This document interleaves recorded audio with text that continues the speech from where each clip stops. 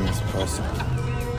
There was some news recently that Swiss female national team, football team, lost 7-1 to some U15 boys team. And they tried to cover it up. Like the federation didn't want it to be on the news. They probably thought it was embarrassing. But it is not. It is really not something even worthy of being news. Because the outcome, the result of that game, that matchup is obvious, is very normal. Doesn't matter if it is against some no-namer club's U15 team. Because at age 14, it is already too late. Testosterone really hits different. The physiological difference is just too big when boys hit age 15. And this isn't even the first time professional female teams lose to boys, U15 boys. In a realistic world, it shouldn't even be worthy of being on the news. Because physiological differences are bigger than most people would like to admit. People don't really understand how much stronger men really are. Most people will agree to women being physically weaker, but I feel like people still don't really fathom how stark this difference really is. Hey, excuse me? Hello. Do you think men are stronger than women? No, I don't think so. I mean, like, they're physically built different. So do you think men are physically stronger than women? No, not necessarily. I think women can be way stronger than men. Do you think people would agree with that? Yes, I do. Hey, excuse me? Hey, what's going on? So this girl said that she does not think men are stronger than women. What do you think about that? It's false.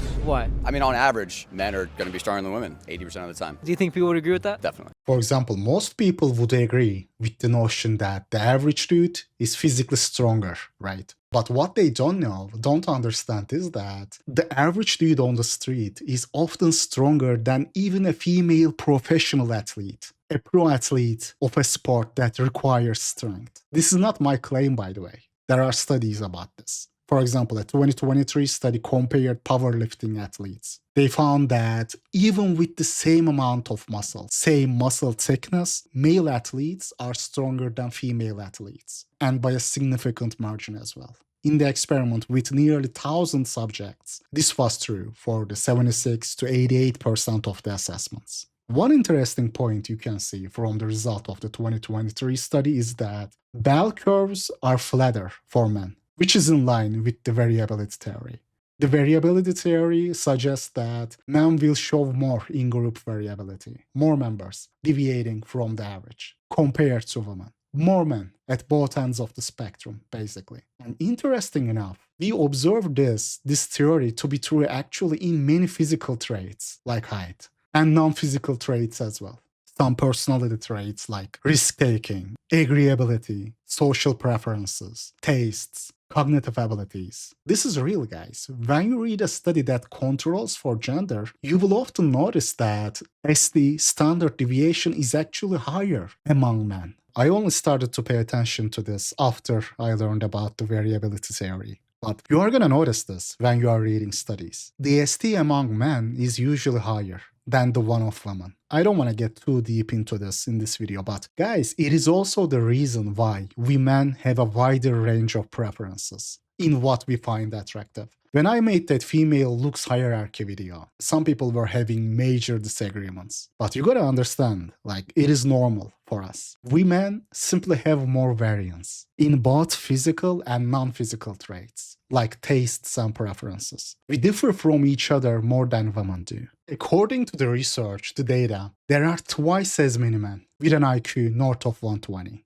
This is something observable by intelligence and cognitive ability tests. Now, we can discuss what IQ means. You could say emotional intelligence is what really matters, more important than the cognitive intelligence, but I am just conveying what literature says. According to the research, there are just more men with an IQ north of 120. And of course, this goes other way around too, meaning an imbecile oofy-doofy is more likely to be a man. More men at both ends of the spectrum. Several data actually point to the same, a higher variance among men. More imbecile oofy-doofies among men, but also more geniuses. Similarly, this is true for physical traits as well, like height, reaction time, muscle strength, as we see right here. So in this study, even when the muscularity is the same, men tend to show higher strength, higher level of strength. And this is not even only this study. This was comparing strength giving the same muscle thickness. Another study was actually comparing professional athletes, professional female judo and handball athletes to average males, average dudes off the street. And they found that even the 50th percentile of untrained men off the street is outperforming most elite female athletes when it comes to strength, hand grip strength specifically. I'm going to quote this directly from the study. Mean maximal hand grip strength showed the expected clear difference between men and women. Less expected was the gender-related distribution of hand grip strength. 90% of female produce less force than 95% of males. Though female athletes were significantly stronger than their untrained female counterparts, this value corresponded to only the 25th percentile of male subjects. The results of female national elite athletes even indicate that the strength level attainable by extremely high training will rarely surpass the 50th percentile of untrained or not specifically trained men.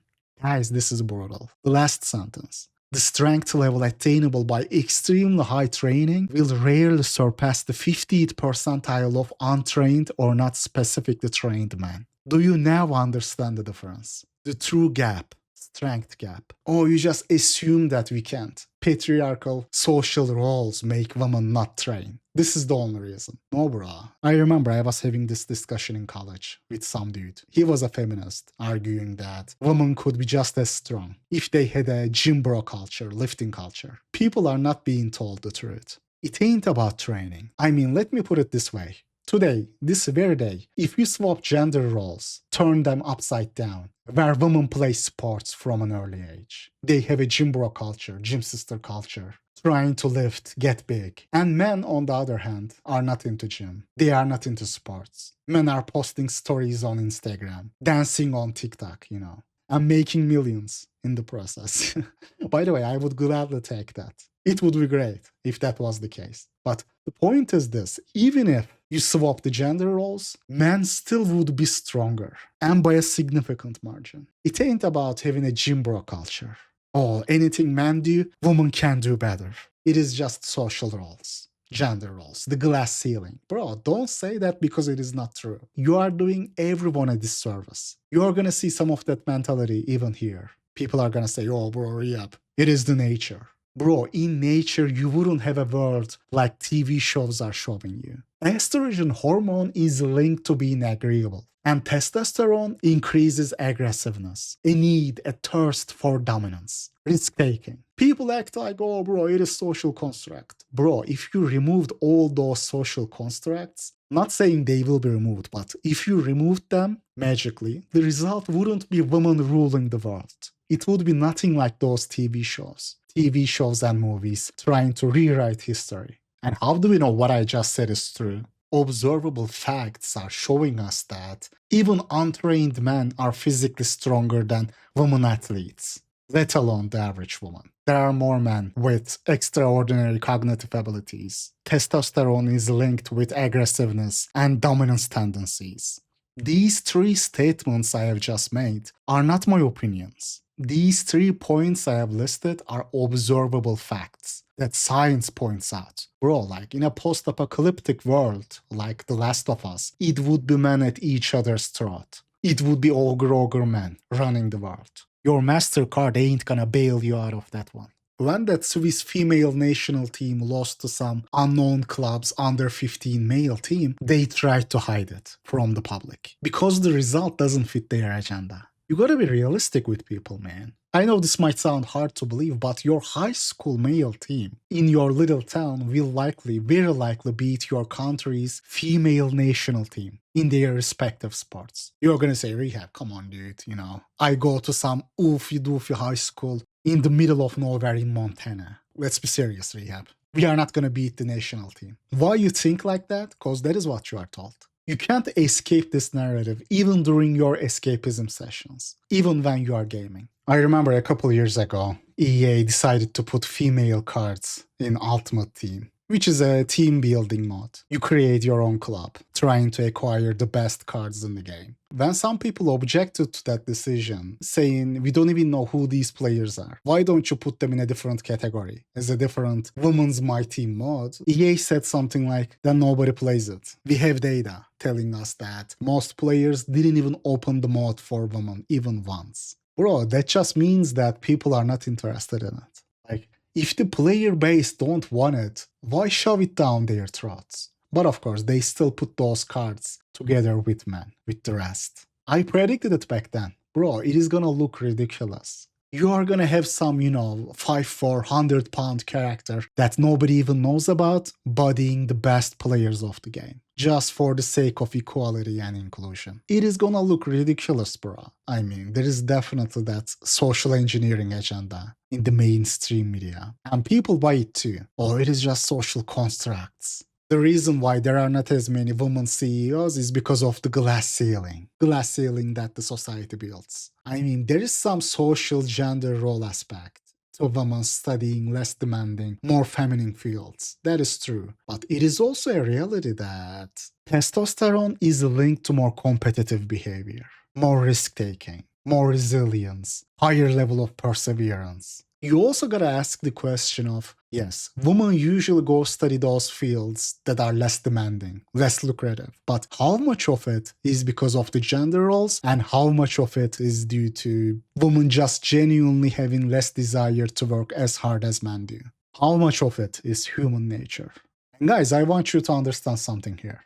They wanted to keep the result of that game a secret for the same reason. For the exact same reason, Tinder and major dating apps stopped releasing their data about ethnicity. They did share once, and there was a huge backlash, because it was showing the true preferences of people, even in the most liberal states. Once people felt exposed and raged, Tinder removed that page. And from that point on, they stopped releasing the data. For the exact same reason. In a world like this, where you are fed social engineering BS and fiction 24/7, it becomes even more important that you don't become a free agent. But I'm gonna talk to you guys in the next video.